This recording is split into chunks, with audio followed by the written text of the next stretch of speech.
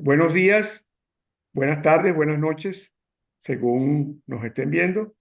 Estamos con el ingeniero David Morán, una persona dedicada plenamente a la investigación, al desarrollo y a temas de alto contenido político que tienen que ver con el cambio. Pero en este momento lo vamos a entrevistar por un libro que acaba de publicar que se llama Venezuela, Energía y Petróleo, ¿no?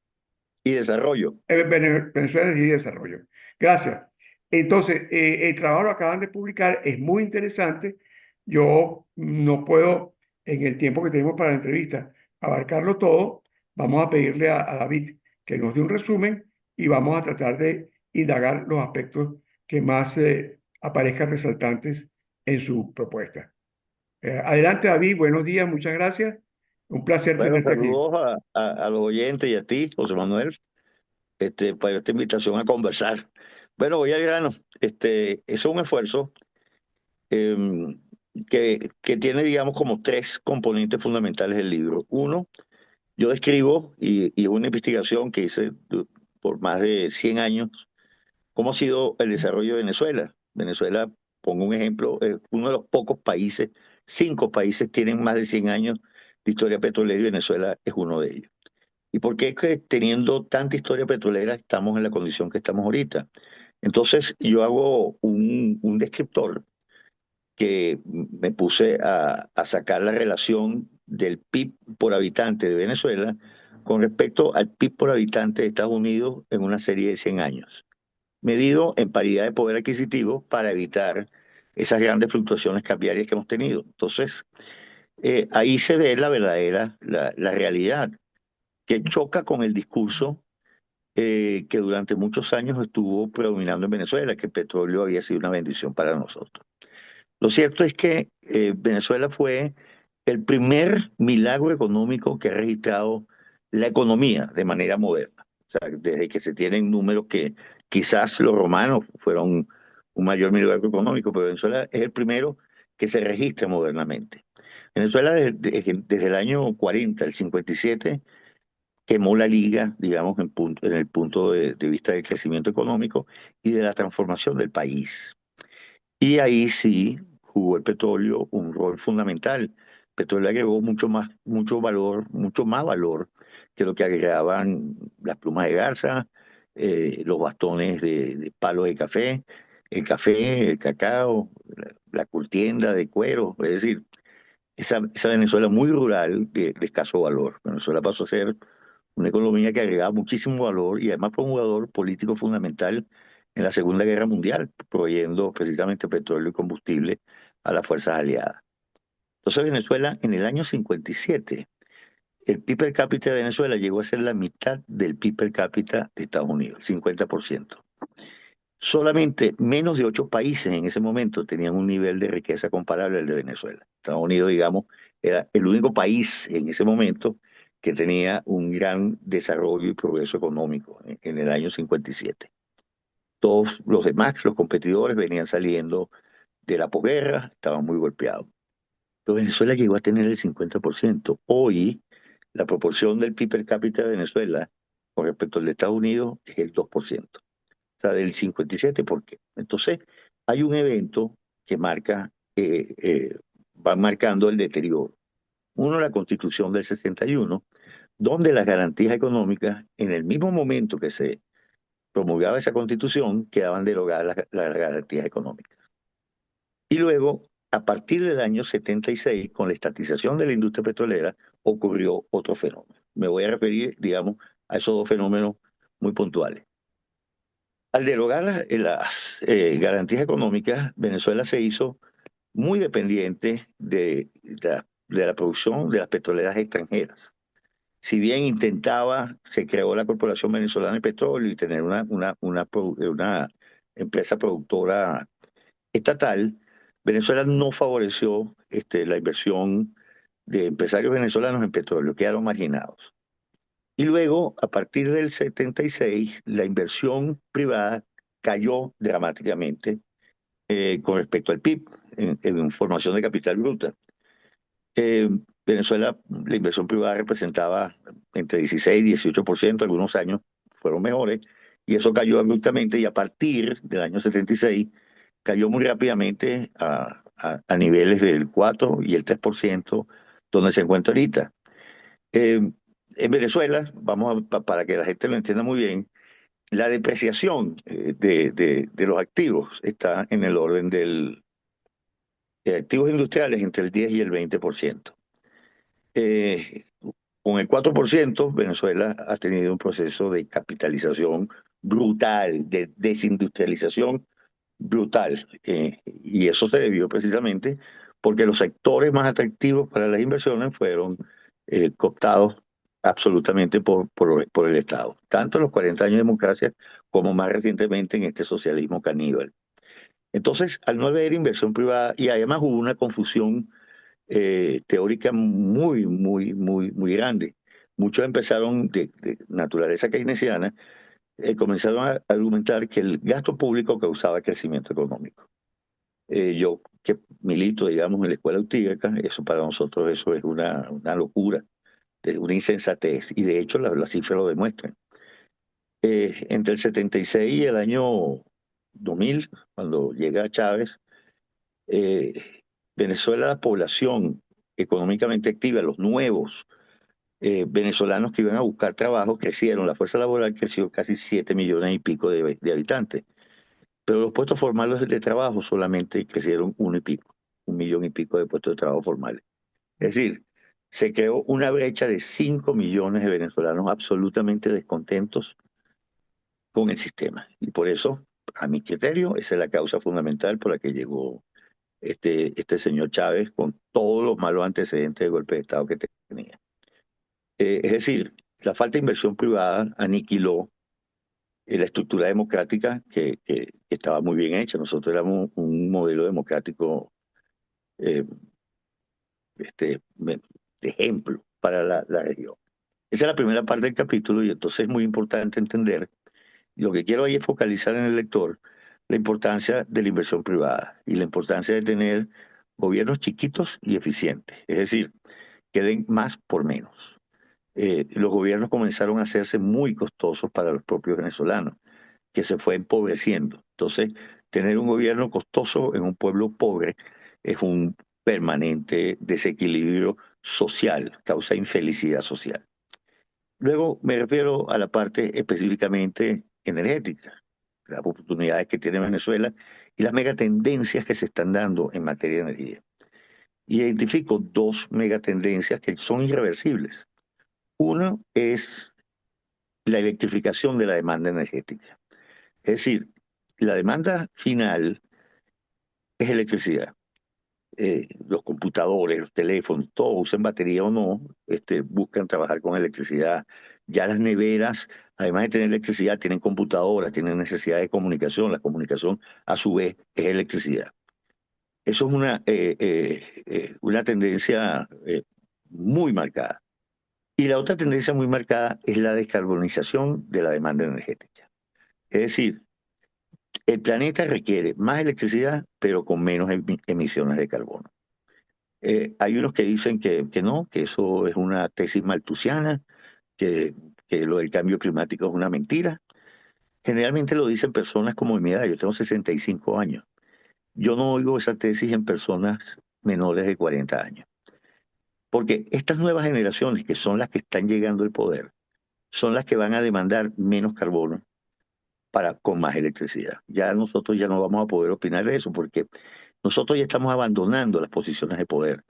Las nuevas generaciones son las que la van a tomar y tienen una conciencia ambiental mucho más grande. Son personas que no leían periódicos, o sea, porque ellos decían, ¿cómo van a talar tantos árboles para yo obtener unas páginas?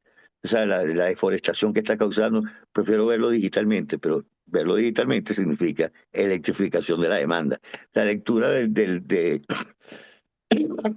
la lectura de las noticias se electrificó. Es un ejemplo cuando quiero decir la electrificación de la demanda energética.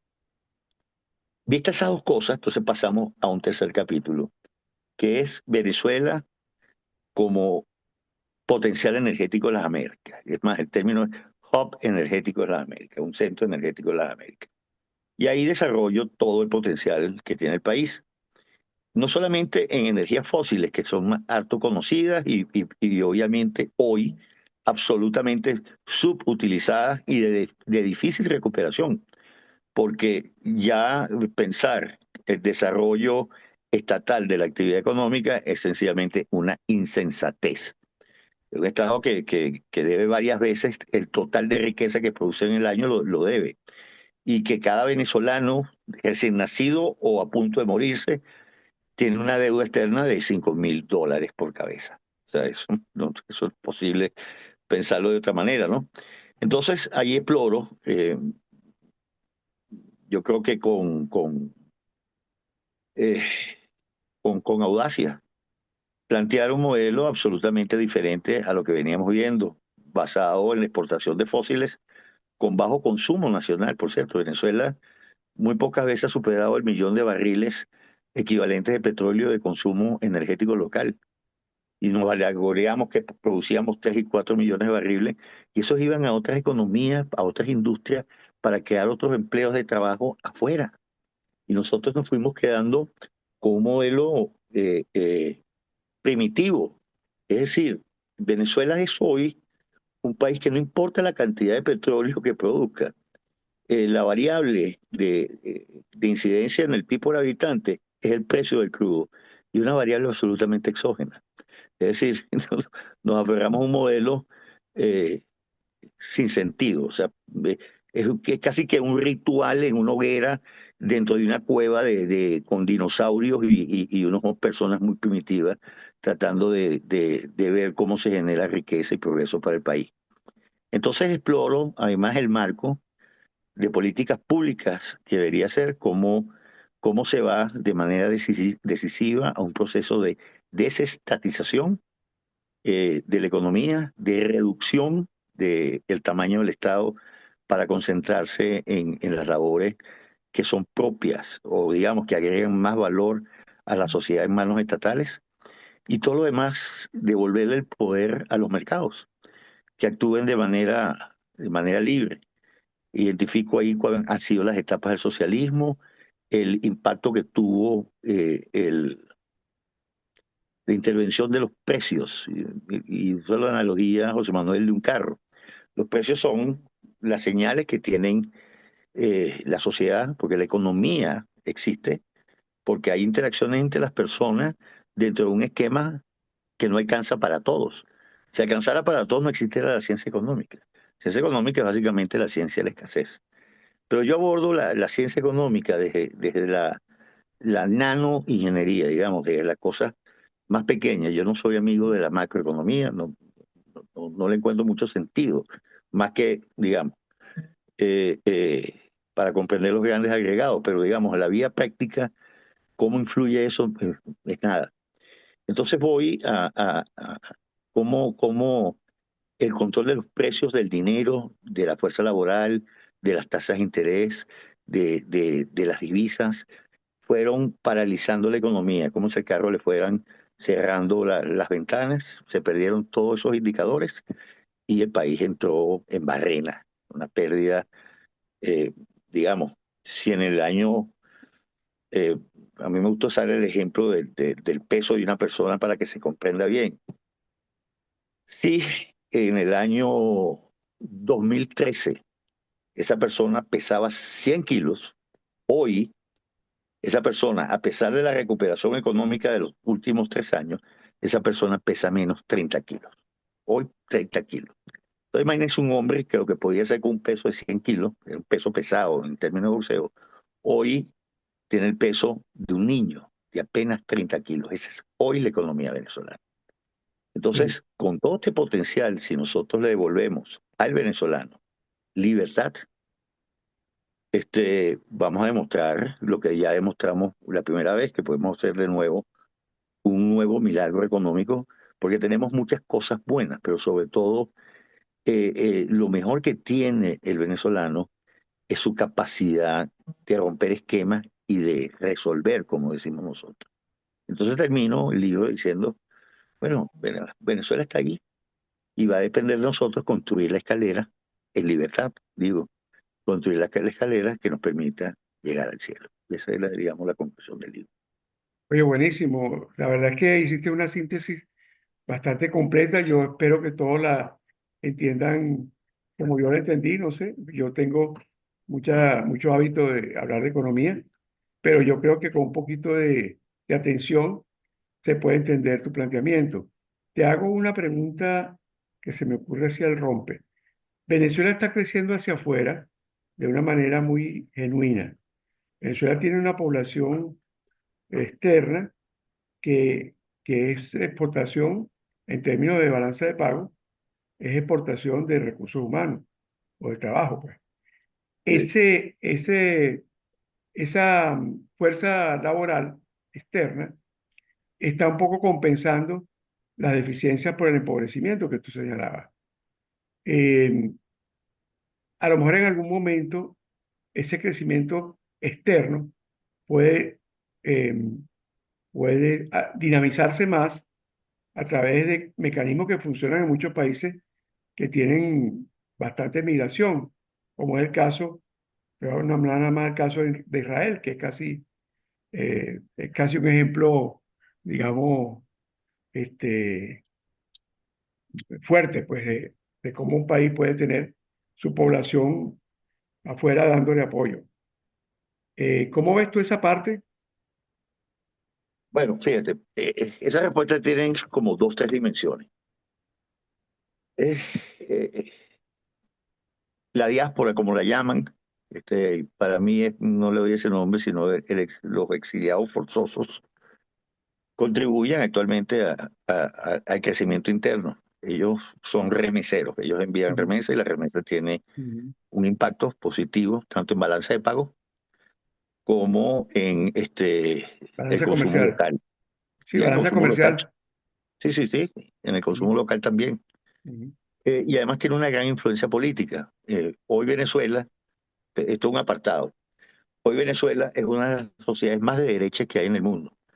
Yo identifico a dos muy de derecha, muy por encima de la Argentina de Milei hoy, o el Canadá, o Estados Unidos, o México, como sociedad. Quizás la rusa y la venezolana son las sociedades más de derecha, las que más desean libertad económica y más desean, digamos, los tres principios de John Locke ujú, en su imaginario de ujú, cómo conseguir la felicidad. ujú. La rusa porque ellos lamentan profundamente los 70 años del socialismo soviético. Ellos dicen que ellos fueron una sociedad iluminada, próspera, que creaba arte, creaba de todo para pasar en ese periodo tan oscuro y horrible, inclusive desde el punto de vista estético, que se convirtió en la Unión Soviética. Hoy Venezuela está así, ¿no? Y estas personas que migran son influentes para que esa noción se propague aquí a lo interno. Ellos cuando mandan la remesa dicen, mira, aquí lo pude hacer porque aquí hay libertad, aquí conseguí trabajo, mientras allá no. Aguanten la pela mientras yo trato aquí de resolver, ojalá esto cambie y yo me devuelvo. Venezuela hoy ha tenido una pérdida. Venezuela tiene la distribución etaria de un país en guerra, José Manuel. Ujú, La pérdida de personas entre los 20 y los 40 años ha sido brutal, como los países que padecen la guerra, que son los que mueren, tanto en mujeres como en hombres. Y eso nos crea una dificultad enorme de futuro. ujú, Gracias a Dios, el venezolano emigra. Muchos se van a quedar afuera, muchos no van a volver. Pero la gran mayoría de eso, y hay gente que ha estudiado, y tú tienes amigos que han estudiado los motivos de la diáspora, etcétera, quieren volver, porque tienen mucho apego a su terruño. Venezuela es una sociedad muy particular, muy diferente a la brasilera del sur, pero quizás más parecida a la brasilera de la costa, parecida a la costeña colombiana. Es decir, esto es una sociedad fundamentalmente amigable, alegre y plana. Aquí todo el mundo es igualado. Pues tú puedes ser muy rico, el otro puede ser muy pobre, pero al final en la mesa de dominó todos somos igualitos o en el campo de gol. Entonces eso nos da una particularidad enorme porque Venezuela nunca ha tenido diferencias ni religiosas ni raciales importantes. Quizás el país de este continente que menos diferencias de ese tipo ha tenido a lo largo de toda su historia, a pesar de haber tenido un periodo de independencia terrible, de guerras civiles, que tuvo una pérdida neta por muertes enormes, que algunos historiadores ubican por encima del millón de habitantes, en una Venezuela, casi el 20% del país desaparecido por guerras civiles internas. Yo creo que eso quedó en el imaginario popular y se superó. Eh, Fíjate, en el venezolano, cuando esto cambie, porque va a cambiar y va a ser libre, va a encontrar más incentivos en volver a producir aquí que quedarse afuera, produciendo e integrándose afuera. Ese grueso de 8 millones va a buscar estar aquí. Y los que se van a quedar sí van a actuar como la diáspora israelí. Por ejemplo, hay venezolanos que hoy presiden empresas internacionales. Un venezolano es presidente de una transnacional petrolera en España, otro es presidente de una transnacional petrolera en Argentina. Ellos promueven el ver a Venezuela en mantener en esas empresas, y aunque hoy esté ausente en el radar de las inversiones de esas empresas, ellos hacen el esfuerzo para que sus equipos de planificación e inversiones tengan siempre la posibilidad de estar mirando a Venezuela. Eso ocurre porque están esos venezolanos ahí.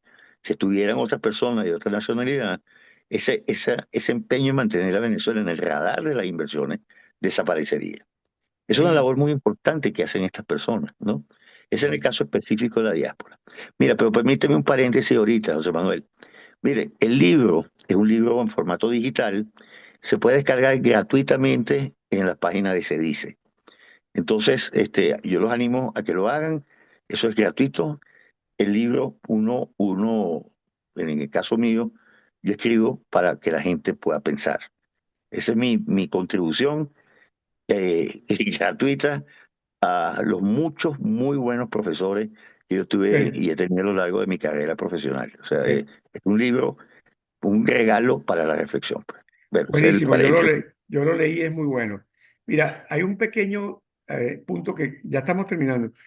Hay un rasgo que utilizan los analistas de identidad, los estudios de identidad, se llama psicología social, que es el alocentrismo, que lo estudiaron para América Latina, que lo tienen todos los hispanoamericanos, pero quienes más lo tienen, ¿saben quiénes son? Los colombianos y los venezolanos. El alocentrismo es esto: yo me voy para España y al mes se va mi hermano. Y al año estamos toda la familia en España. Somos como, además de gregarios, somos muy, decían antes la madre uno, que éramos como las matas de Cambur. O sea que las matas de Cambur, los hijos le nacen al lado y no se van de allí, pues. Entonces, No, y el nieto y mismo. No, no, es una configuración tribal. sí, sí, Nosotros somos tribales. sí, Y además tribales alrededor fundamentalmente de la abuela. sí, La abuela sí, siempre es la jefa y va congregando, digamos, lo de la mata de cambur me parece muy bueno, la de plátano, sí, que van sí, echando las raíces sí, adelante, van dos y sí, tres. Eso es muy cierto, sí. pero como ellos se mueven el sentido donde ellos se muevan. Si se van, se regresan todos también. O Así sea, cuando es. se regrese uno o dos de Eso los es, influyentes, sí, él la tribu se vuelve a reubicar sí, en esos espacios. sí, Eso es una apuesta que yo tengo, José Manuel, sí, porque sí. cubrir ese déficit etario tan terrible que tenemos como el país en guerra, sin haberlo sufrido, yo apuesto a ese sentido gregario que tiene la familia. Porque No, además, no solamente la pérdida veámoslo desde el punto de vista de mano de obra, no, no, la capacidad intelectual que se ha ido es muy grande. sí. Eh, Pero eh, eh, sí, no descarte que bisnietos de italianos, españoles y portugueses se regresen a Venezuela también, porque Europa no está en el mejor momento. no está, mira, Y es porque que, por fíjate, tradición, la familia descendiente, o sea, yo soy hijo de español. Yo tengo, yo tengo familia en España ahorita por cantidad. Una parte de ellos se van a quedar, los viejos, pero los jóvenes ya piensan cierta fantasía venir a Venezuela. Mira, José Manuel, vamos a aprovechar el cierre de hacer un Ujú. análisis un poquito más amplio, ¿no? Ok, El cerramos, único cerramos con lo continente, que va a decir ahorita. fíjate, el único continente que tiene paz es América y lo va a tener por muchos años más. Aparte de estas manchitas negras que es Venezuela, Cuba y Nicaragua, este es un continente que se encuentra en paz y tiene muchas características. Es el continente que tiene más abundancia de energía de todos los continentes. Y además es el continente que más produce alimentos. O sea, esas son dos características que tú lo pones a comparar con todo esto y los procesos geopolíticos que se están dando acá van además a contrapelo de otros procesos políticos que se están dando en el mundo. Por muy disruptor que parezca este señor Trump, Trump va a promover la integración con América, si no, no tiene sentido su frase America First. Si tú entiendes America First, no como Estados Unidos, sino como continente americano, lo que está diciendo Trump sí comienza a tener sentido. En cambio, Europa tiene un proceso muy doloroso ahorita, que es el resentimiento que tienen muchos estados, nación, en la pretensión de otros estados de hacerse estados miembros, es decir, de hereditar una especie de unión de repúblicas socialistas soviéticas en el continente europeo. Eso es un proceso complejo. Hay reacciones grandes, ya el primer Brexit se dio con esto, pero tú tienes a Hungría, tienes a gente en España que resiente de eso. O sea, este movimiento patriots, es eso. Quiere mantenerse como Estado-nación y ser parte de una unión, no abandonar el concepto de Estado-nación a convertirse a Estados miembros como fue la Unión de Repúblicas Socialistas Soviéticas. Ese proceso está en pleno desarrollo y se va a complejizar mucho más. África tiene unos problemas muy particulares que también les causan muchos problemas. Tú tienes la parte del Asia, del Oriente, vamos a decirlo así, del Medio Oriente, que ustedes están viendo ese problema donde las religiones y las diferencias étnicas tienen un componente terrible, una escasez de democracia brutal, y luego vienen las partes de Oceanía y estas cosas que, bueno, aparte de Australia y Singapur, todos los demás ya tienen problemas. Filipinas tiene problemas con vecinos. China está haciendo un rol ahí muy perturbador, etcétera. Entonces, este continente lo tiene todo para tener por primera vez ventajas enormes sobre todos los demás continentes. Y yo creo que están llegando gobernantes acá que tienen la comprensión de eso. Al comprender eso, ustedes pueden ponerse a ver todas las potencialidades que tiene el país. Entonces, ese, digamos, pues va orientado hacia lo que yo estaba identificando en el libro. Venezuela tiene unas oportunidades enormes. Esas oportunidades enormes solamente lo puede hacer en libertad. Y esa es la lucha nuestra, que Venezuela, el venezolano, pueda volver a tener oportunidad de crearse él mismo una vida muy próspera y feliz. Entonces, si lo vemos en el sentido más agregado, creo que llegó el momento y aquí a lo interno lo tenemos todo. Por eso, puesto que todos esos que están afuera, ellos no van a tener una comprensión diferente a la que tengo yo. Quizás hasta la tengan mejor porque ya han estado bastante tiempo afuera y tienen una capacidad de comparar muy superior a la que puedo tener yo. Entonces, ellos van a volver eh, en el ambiente de libertad, mucha inversión extranjera y local se va a hacer presente. Para eso vamos a necesitar mucha energía, para lo cual estamos listos y tenemos la fuente para hacerlo. Entonces, nada, este, nos queda, nos queda lograr el cambio. Es decir, ¿y cuándo se logra un cambio? Eh, Milán Kundera lo explicó muy bien. Para el que no sabe, Milán Kundera fue un líder checo-francés, igual que Un gran escritor. otro gran líder checoslovaco como fue Václav Havel. Él escribía: los países acaban con las tiranías cuando deciden dejar de vivir en la mentira. Entonces, bueno, ya nosotros estamos en los pasos finales de terminar, de que el país se hastíe de vivir en mentira y decide, bueno, esta jaula la Ha vamos a... sido, ha sido excelente la entrevista. Tú estás contribuyendo mucho a acabar con la mentira. Te felicito, te agradezco todo lo que haces y espero que me den otra oportunidad muy pronto de tener una entrevista. Muchas felicidades por tu libro. Lo vamos a promover desde Ojo con Eso TV también. Un Muchas abrazo. gracias, José Manuel. Hasta luego. Que te vaya muy bien, que tengas un excelente día.